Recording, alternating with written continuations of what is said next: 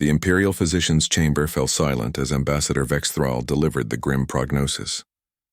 The young heir will not survive the week if she continues to refuse sustenance. Empress Kalara's crystalline scales dimmed with worry as she gazed at her daughter. Corin, curled weakly in the corner of the ornate sleeping chamber. The cub's 6 legs trembled with hunger, yet she turned away from every delicacy the royal chefs prepared. 73 master cooks from across the Dominion had tried and failed. The finest raw meats from a dozen worlds, protein synthetics enhanced with flavor matrices, even live prey as was traditional for their species during illness. Nothing. There must be something, Kalara hissed, her tail lashing in frustration. She is of the bloodline that conquered 17 star systems. She cannot simply fade. Your Majesty, the ambassador hesitated, his secondary arms clasping nervously. There is one option, though highly unorthodox. Speak, the human, the one we captured 3 cycles ago during the border skirmish near the Terran colonies. The Empress's eyes narrowed to predatory slits. A human? You would have me trust my daughter's life to one of those soft-skinned primitives? They are not in the Galactic Council, true, Vexthral continued carefully. But our xenobiologists have been studying the prisoner. These humans possess a peculiar talent. They manipulate their food with thermal energy and chemical processes before consumption. They call it cooking. The practice transforms basic nutrients into something else. Our scientists cannot fully explain the appeal, but captured human rations drive our guards to distraction with their aroma alone. Kalara considered this. Her daughter was dying. Pride meant nothing against that reality. Bring the human. Siren had spent 3 months in the Dominion's detention facility, and she'd learned exactly 3 things about her captors. They were massive reptilian predators who could tear her apart without effort. They considered humans laughably weak, and their food was absolutely terrible. When the guards arrived at her cell, she expected another interrogation. Instead, they dragged her through gilded corridors to the most opulent chamber she'd ever seen. And there, lying on silk cushions that probably cost more than her entire ship, was a creature about the size of a lion cub, 6-legged, scaled, with teeth like daggers even in its juvenile state. It looked awful. Ribs showing, eyes dull, breathing shallow. You will make food, the Empress commanded from her throne, each word crackling with barely contained violence. The heir refuses to eat. You will make her eat, or you will be executed slowly. Siren looked at the cub, then at the Empress, then at the dozen armed guards surrounding her. She'd worked in her family's restaurant back on New Portland before joining the merchant fleet. She'd cooked for miners, soldiers, and once even a Centaurian trade delegation. Never for alien royalty to save her own life. Though I'll need access to a kitchen, Siren said, surprising herself with how steady her voice sounded. And whatever ingredients you have. Fresh if possible. The royal kitchen was a nightmare of efficiency and no soul whatsoever. Siren watched as a chef precisely portioned raw meat, added exact measurements of supplements, and served it on a platinum platter.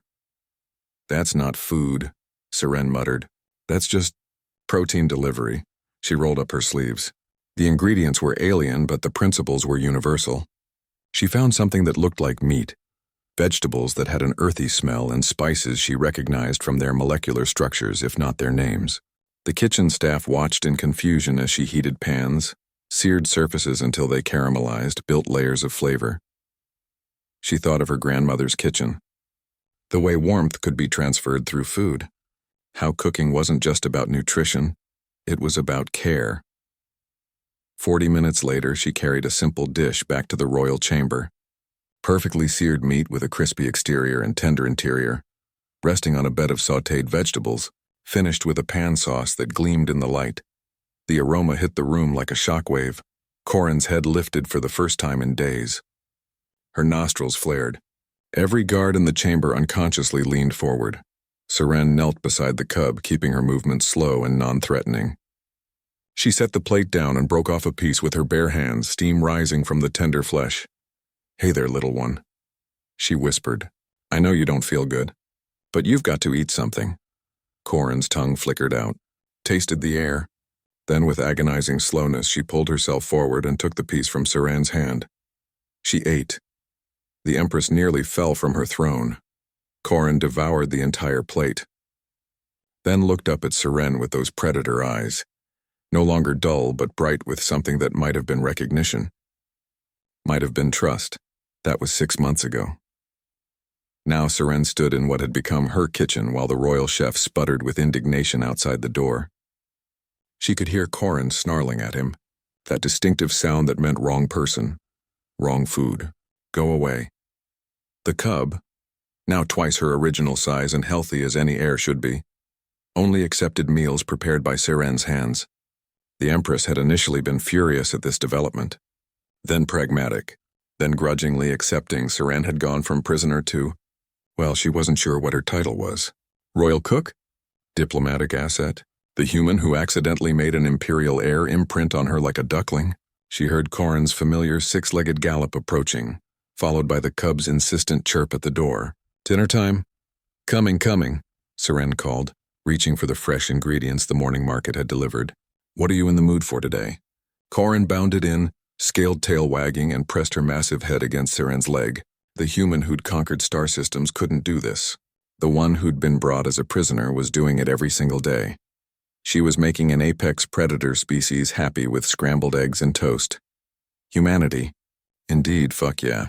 Outside the kitchen window, Ambassador Vexthral and Empress Kalara watched the scene. The ambassador cleared his throat. Your Majesty, the Terran diplomatic delegation has sent another message. They're quite interested in opening formal relations. Apparently they've heard rumors about this situation. Kalara's tail swept thoughtfully. Tell them we're open to negotiations. But there's one condition. Yes, Your Majesty. They send us more of these cooks.